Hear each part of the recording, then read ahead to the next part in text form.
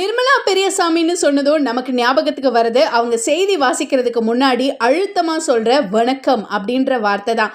அதுவே அவங்கள மற்ற செய்தி வாசிப்பாளர்கள் மத்தியில இருந்து யூனிக்கா காட்டி ஃபேமஸ் ஆக்குச்சு. செய்தி வாசிப்பாளரை தொடர்ந்து பஞ்சாயத்து பண்ற சில ரியாலிட்டி ஷோக்கள்ல தலை காட்டினாங்க. இப்ப பல வருஷங்கள் கழிச்சு தாவேகா தலைவர் விஜய் பத்தி கடுமையான வார்த்தைகளால விமர்சனம் செஞ்சு சோஷியல் மீடியாவை கலக்கியிருக்காங்க. அவங்க ஒரு இன்டர்வியூல பேசும்போது விஜய் எப்படி படம் நடிக்கிறாரு, மாஸ்டர்னு ஒரு படம், அந்த படம் முழுக்க குடிச்சுக்கிட்டே இருக்கிறாரு, இதுல வேற அவர் காலேஜ் ப்ரொஃபஸரா, எப்படிப்பட்ட துரோகம் இது, சமூகத்துக்கு நீங்க என்ன பண்றீங்க, தவறான எண்ணங்களை விஷத்தை விதைக்கிறீங்க, இதை பார்க்குற என்னுடைய தமிழ் பிள்ளைகள் என்ன நினைக்கும், அப்ப குடிக்கிறது தப்பு இல்லைன்னு அவங்களுக்கும் தோணும், நம்ம தலைவரே குடிக்கிறாரு நம்ம குடிச்சா என்னன்னு நினைக்க மாட்டாங்களா, நீங்க புரட்சி தலைவர் எம்ஜிஆருக்கு சமமா பேசுறீங்கன்னு கொதிச்சு போய் பேசியிருக்காங்க நிர்மலா பெரியசாமி.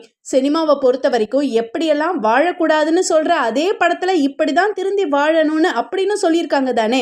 இதுல என்ன தப்பு இருக்கு, இருட்டு இருந்தாதானே வெளிச்சத்துடைய அருமை தெரியும்னு விஜய்க்கு ஆதரவாக கமெண்ட் பண்றாங்க ரசிகர்கள்.